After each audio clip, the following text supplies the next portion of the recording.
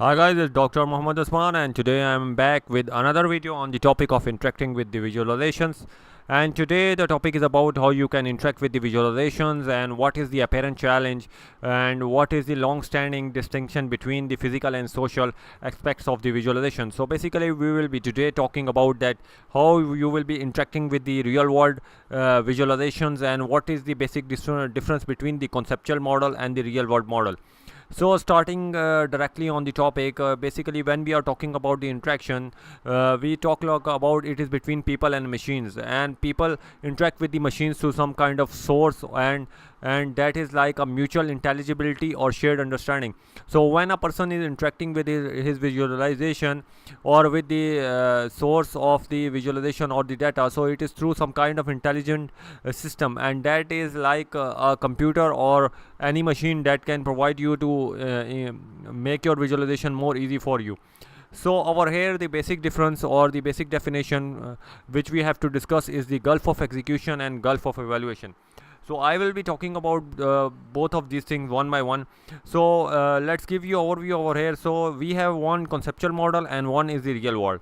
So basically conceptual model is like it can be in your mind, and it can be that thing when you are making up the research question, you are thinking that I will be making this graph, and when you actually make that graph is different from your conceptual model. So basically when you are evaluating your research question, you are making up a conceptual model, and when you execute that model you are going into the real world.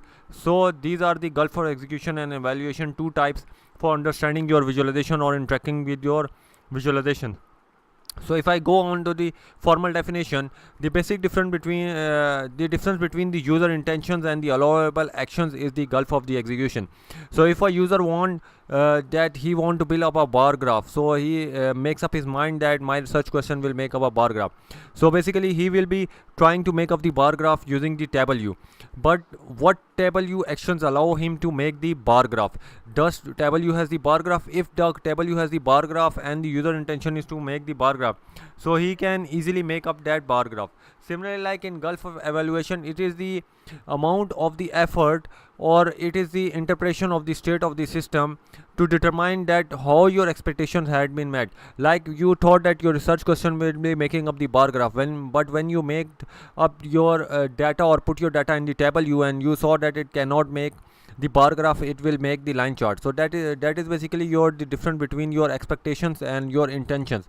So your expectation was bar graph, but it was built a line chart. So this is gulf of evaluation. So in difference between both of them is given in the next examples. Like gulf of evaluation, like if you have a conceptual model like XY is correlated. In real world, if I will think that it will become like I have a table which have X values and Y values. So I have to check that either it will build up or not.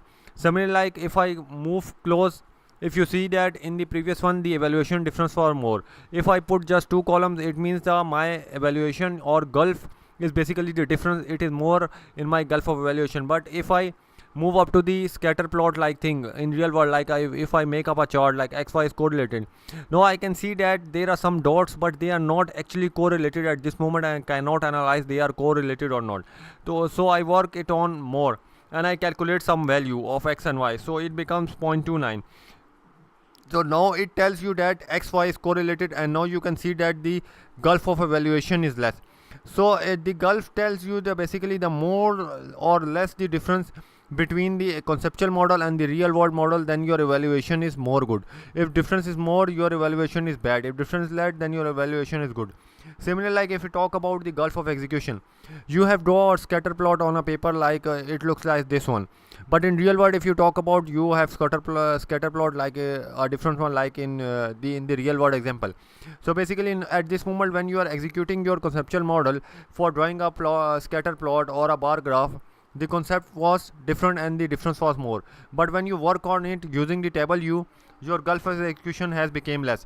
So basically by using some software, some tools, you can meet up your conceptual model and you can decrease your intention the real world examples related to your conceptual model, and you can decrease the gulf. So gulf of execution is about how your conceptual model is closely related to the real world example and how you can execute that conceptual model to meet up the real world examples, and that can be through some Excel file or table U or some other thing. So this for the basic difference of Gulf of execution and evaluation. And similarly, like for interacting with your Gulf of execution and evaluation, we need some kind of operations, like we have already talked. We need to explore the data, and for exploring the conceptual model, and for exploration of the real world example or Gulf of evaluation and execution, we need some kind of exploration of our data visualization. So we have to work on the specification of mapping the data to the visual variables. We have to work on the navigation, pan, zoom, scale, rotate, filtering, and we have to reformat our data. So these are all kind of interacting techniques with your data. Then there is also selection and highlighting that you already do, filtering, sorting, extraction of data. So anything that will be related with your data and improvement of your graphs, that will become the part of the interaction technique. So this was up to here, and we will be talking about further interactive visualization in our next lecture. So if you like this video, do visit my YouTube channel and like and subscribe to it. And if you need any concept to be Urdu and English, you can just comment over and I can do it. So also you can earn the training certificate, and the process is as follows, like I tell you in every training video. So what you are waiting for? Go today to my YouTube channel and like and subscribe to it.